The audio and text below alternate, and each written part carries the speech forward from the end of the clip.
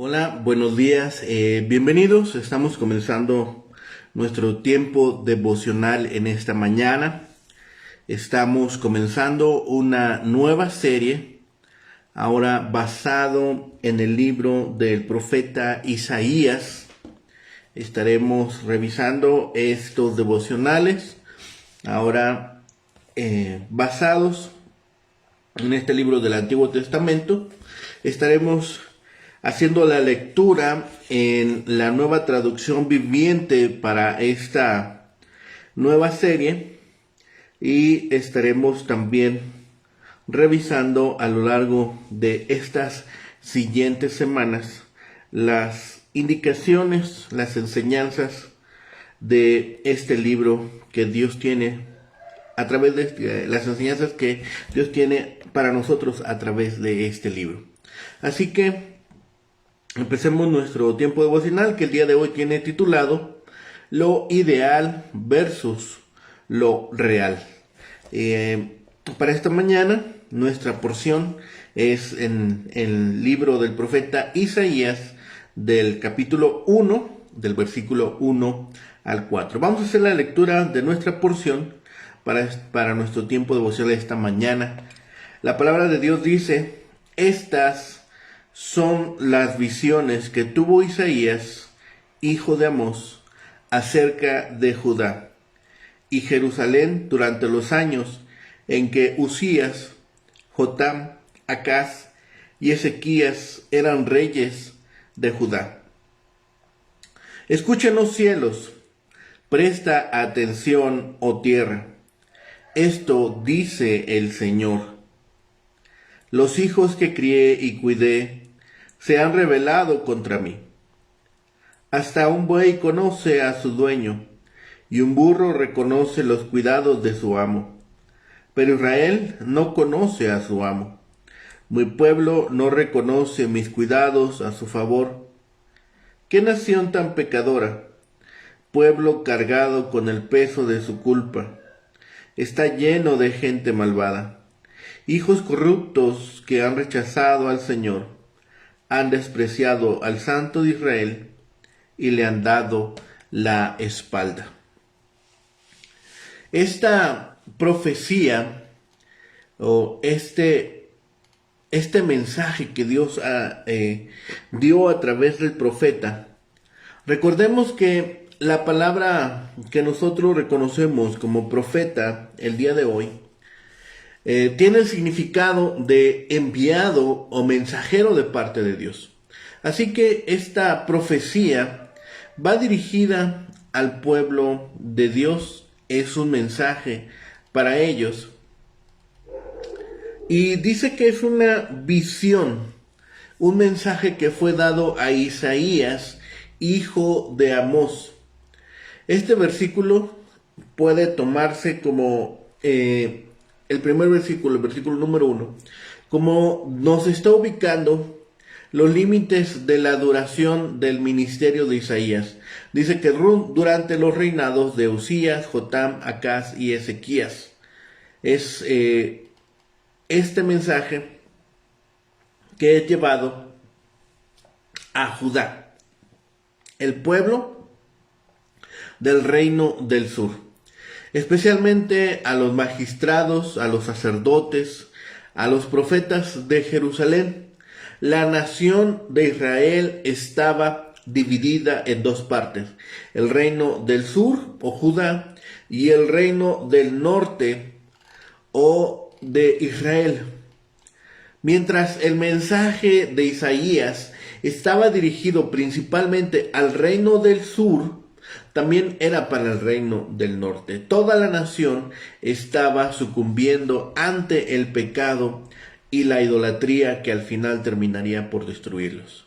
De este modo, el nombre de Israel puede referirse tanto al reino del norte como al del sur. Isaías vivió para ver que los asirios conquistaron el reino del norte en el año 722 a.C. Por lo tanto, este registro de las visiones de Isaías contiene revelaciones que le dio la gracia de Dios durante la época de los reinados de Usías, el año 792, Jotam, año 752, Acaz, 736, y Ezequías, año 729 a.C.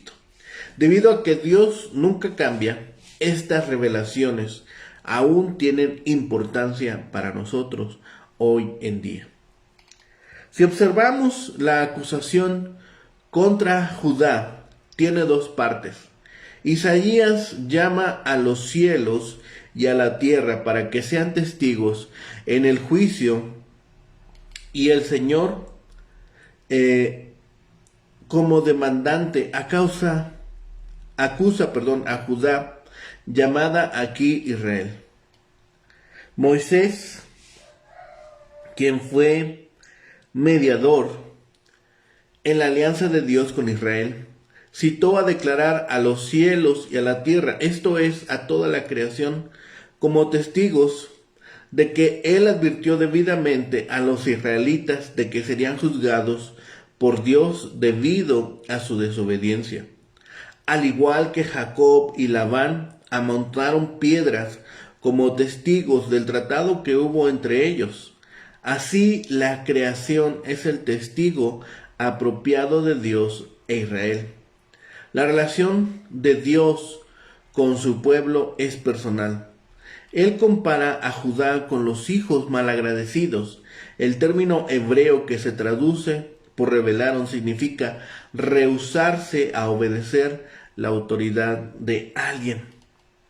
Dice en el versículo 3, incluso un buey y un asno reconocen a su dueño que los alimenta, por lo que no se rebelan contra él.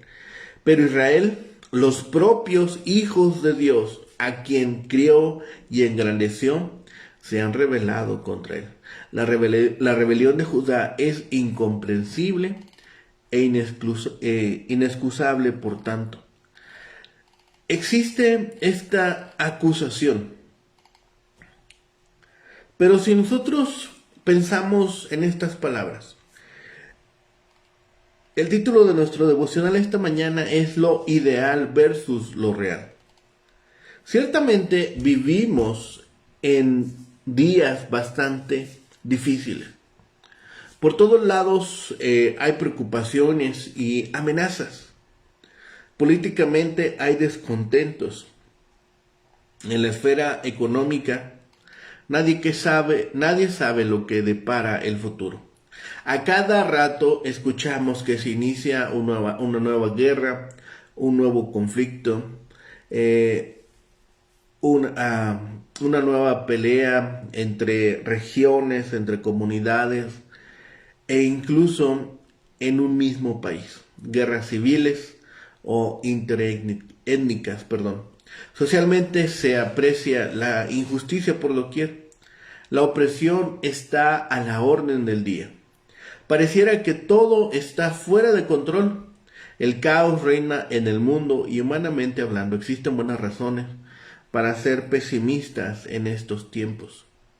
La condición de la salud alrededor del mundo también se ha vuelto un tema muy frágil y muy delicado también para las personas hoy en día. La época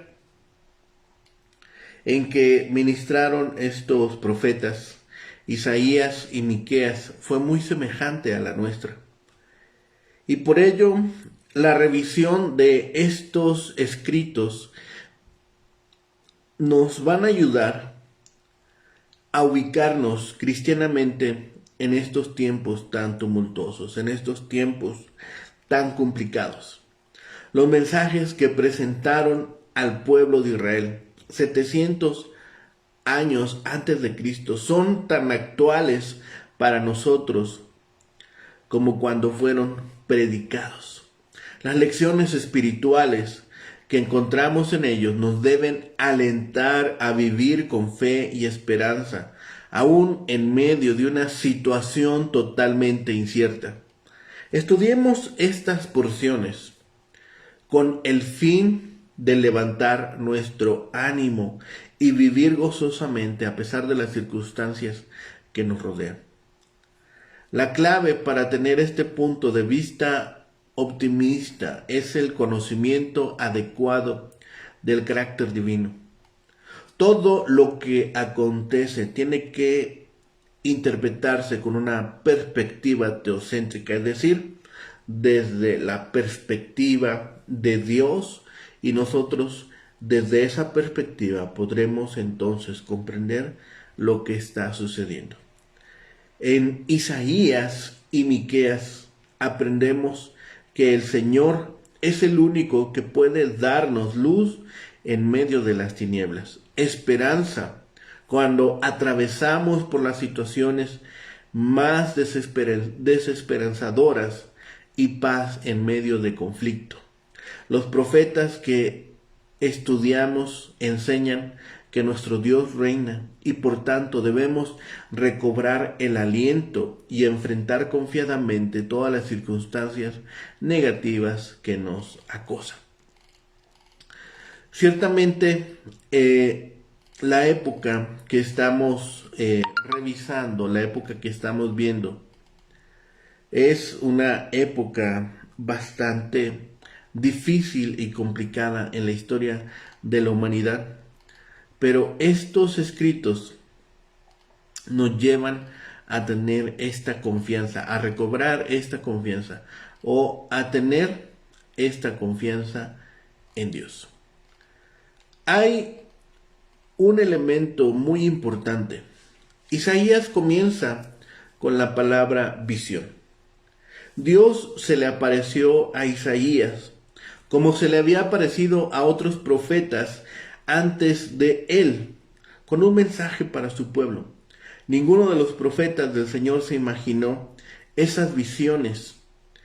Ellas venían de Dios. Aunque Jehová le dio otras revelaciones, Isaías registra los detalles de una de ellas en el capítulo 6. En este versículo inicial, el profeta presenta el conjunto de las visiones. Todas provenían de Dios, que deseaba compartir con su pueblo lo que estaba en su mente y en su corazón. Al comenzar este estudio, esta serie devocional de Isaías, unos 2700 años después de que fuera dado su mensaje, confiamos en que es un mensaje de Dios. Tal como Pedro dijo, nunca la profecía fue traída por voluntad humana, sino que los santos hombres de Dios hablaron siendo inspirados por el Espíritu Santo. Segunda de Pedro capítulo 1, versículo 21. Nosotros creemos que es la palabra inspirada de Dios. Dios llamó a Isaías en un momento importante de la historia de su pueblo, a la mitad de camino entre Moisés y Cristo. En cualquier revisión histórica del pueblo de Dios aparecen un número de fases. La primera fase de su historia había concluido.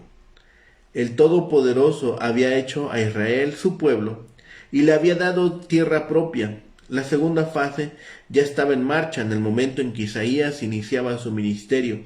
El pueblo de Dios había comenzado a apartarse de él. Así es que Jehová comisionó a Isaías y entre otras cosas lo envió a que anunciara el juicio sobre su pueblo y para que los llamara al arrepentimiento. Sin embargo, pese a la obra del profeta, ellos iban a persistir en su rebelión y en su pecado. El hijo de Amós tenía la difícil tarea de predicar el mensaje severo y durísimo del juicio y verlo caer en oídos sordos, pero además tenía una tarea mucho más difícil: anunciar el amor y la misericordia de Dios y ver cómo la gente se negaba a escuchar. Las hermosas promesas de evangelio que Isaías proclamó confirmaron la incredulidad y la rebelión de Israel. La tercera fase estaba aún por llegar, ya que el pecado del pueblo la hacía inevitable. Dios iba a traer juicio sobre ellos al entregarlos a los paganos. Pero ese no iba a ser el final. Ya en el huerto de Edén, Dios había prometido un libertador que aún no había venido. La cuarta fase iba a llegar también en un futuro más distante. Un remanente perduraría y ese pequeño grupo del pueblo del Señor sería restaurado para recibir al Mesías prometido. Todo eso se ha cumplido el día de hoy. Desde la época de Isaías ha ocurrido otra etapa. Dios ha reunido a gente de otras naciones como invitados a su banquete de gracia y misericordia en el Mesías. Alabado sea el Señor, porque nos encontramos entre ellos. Junto con los creyentes de todas las naciones, incluyendo a los de Judá y Jerusalén, esperamos la gloria de nuestro eterno hogar. Isaías la vio, puesto que Dios se la reveló a través de las visiones que le envió. El producto de todo lo que el Señor compartió con Isaías con sus gloriosas palabras, que son fuente de gran consuelo y fortaleza. Con cuánta frecuencia se han vuelto los hijos de Dios a la profecía de Isaías. Los escritores del Nuevo Testamento se refieren a su visión más que a la de otro profeta del Antiguo Testamento. En todo tiempo el pueblo de Dios busca en Isaías instrucción, amonestación, advertencia y consuelo. Cuando Isaías escribió esta visión, era para Judá y Jerusalén. Demostró preocupación por la historia del pueblo de Dios y por la venida del Mesías, el descendiente de ese pueblo. Sus visiones tocaron también el futuro de otras naciones, entre otras Samaria, Siria, Egipto y Persia. Aun cuando Isaías no parece haberse aventurado fuera de Jerusalén, las visiones que Dios le dio le abrieron el mundo y el futuro. Lo que alcanzó este profeta resulta extraordinario. Isaías comenzó su tarea al final del reinado de Uzías y la continuó durante el de Ezequías. El primer rey murió en el año 739 y en el segundo en 698 a.C., un periodo de alrededor de 40 años. Esos resultaron ser años de grandes cambios, sobre todo en los reinados de Uzías y de Jotam, su hijo, durante los cuales hubo tiempos de prosperidad externa. Ambos reyes temían a Dios, pero no quitaron los lugares altos de adoración pagana en Judá. Acaz estuvo entre los peores reyes de Judá, pues no solo hizo pasar su hijo por el fuego sacrificándolo, sino que clausuró el templo, encargó ídolos para la adoración de Baal y ofreció sacrificios a los dioses de Damasco. Además, este rey le dio comienzo a la tortuosa vinculación con Asiria. Cuando vio un altar en Damasco, construyó una réplica en Jerusalén y ofreció sacrificios sobre él. Este hombre fue instrumento de la caída de Judá y Jerusalén. Su hijo Ezequías repudió los errores de su padre y destruyó los lugares altos, purificando y reabriendo el templo para luego celebrar la Pascua. Su reinado fue una época de reforma espiritual y aún así los asirios invadieron Judá, asolaron la campiña y amenazaron a la misma Jerusalén.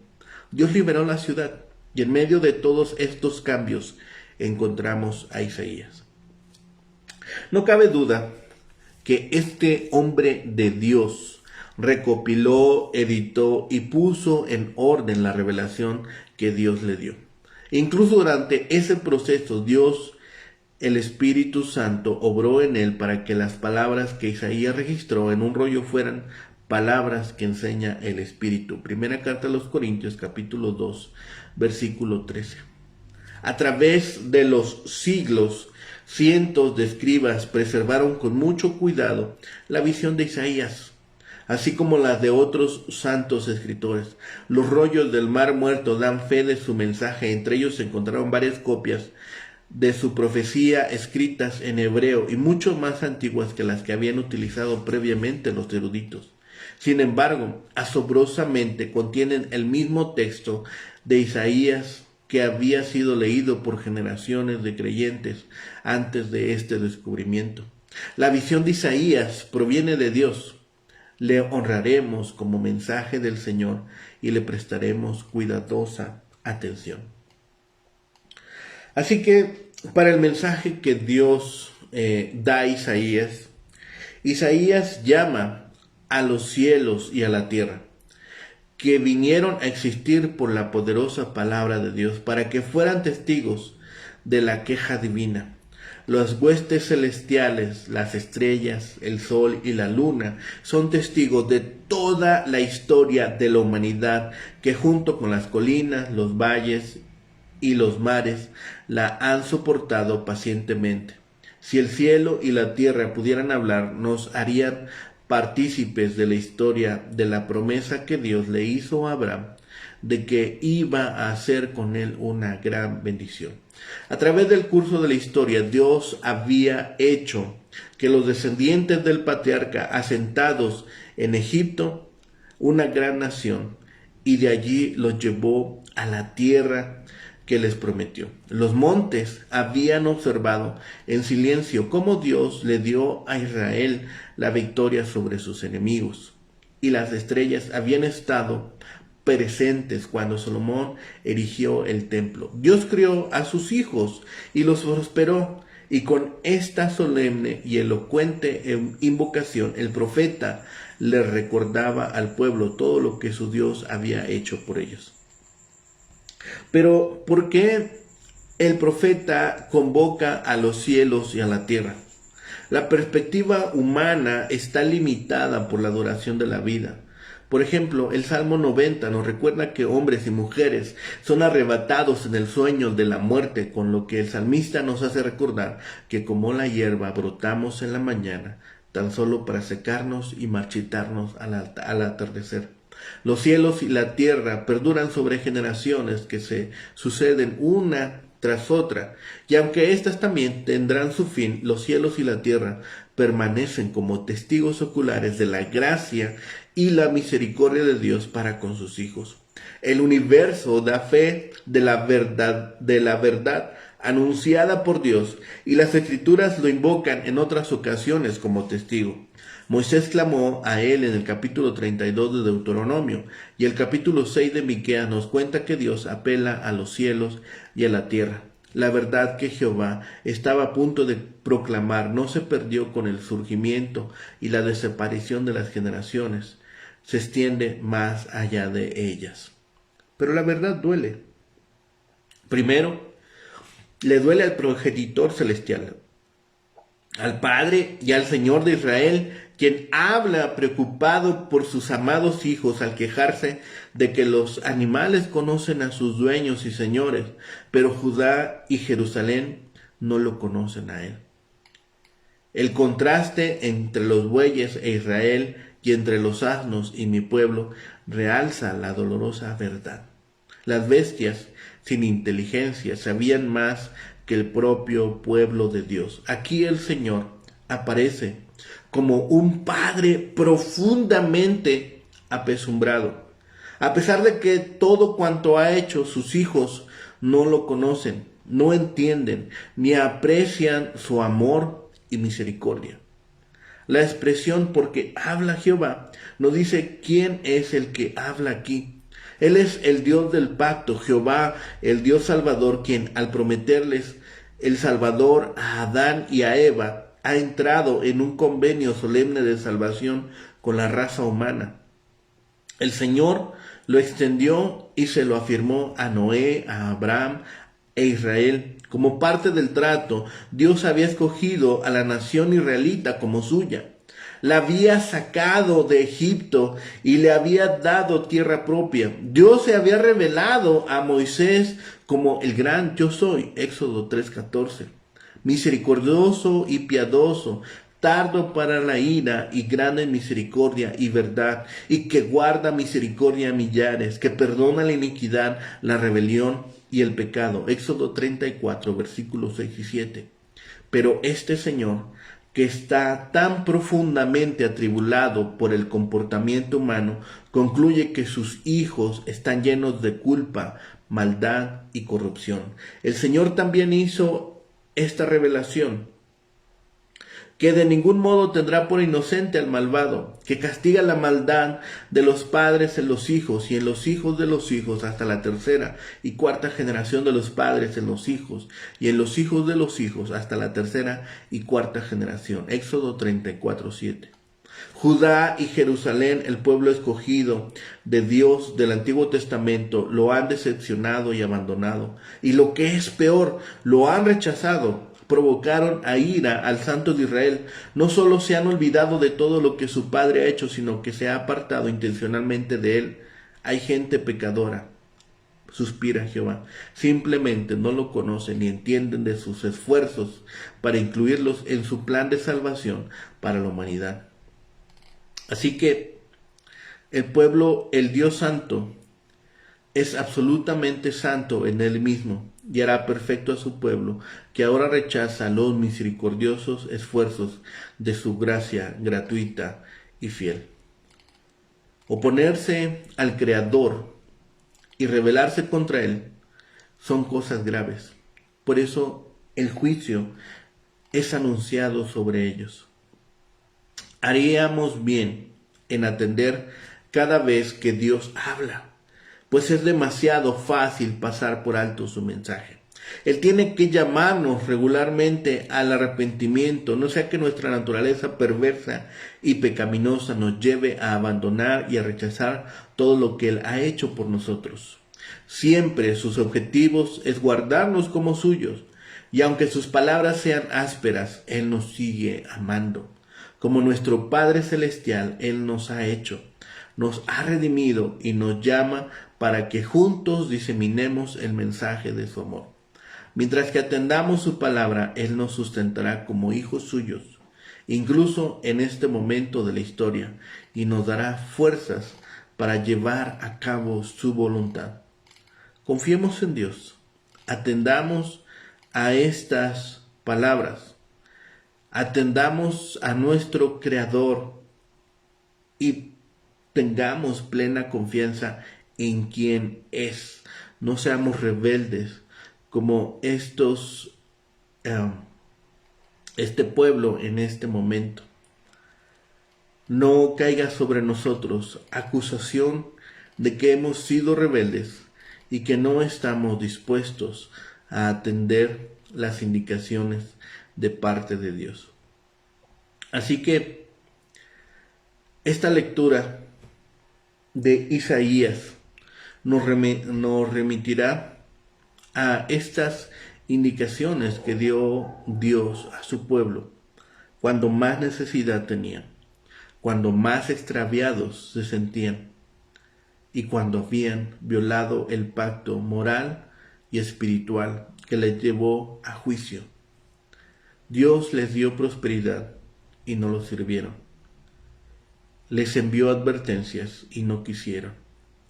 El fuego del juicio caería sobre ellos. Evitemos nosotros que ese juicio caiga sobre esta generación. Oremos, prediquemos y seamos atentos a la palabra de Dios. Seamos obedientes a nuestro Señor y Salvador de las indicaciones que ha dejado para nosotros. No solamente para este tiempo, sino para todo el tiempo, y para que su voluntad sea hecha y para que su plan divino se ejecute también entre cada uno de los hombres, entre cada una de las personas de su creación. Oremos. Bendito Padre y Señor, gracias te damos este día, Señor, que nos permites tomar tu palabra, ser animados y exhortados por ella. Padre bendito, te pedimos por este tiempo, Señor, por nuestros pueblos, nuestras naciones, nuestras comunidades.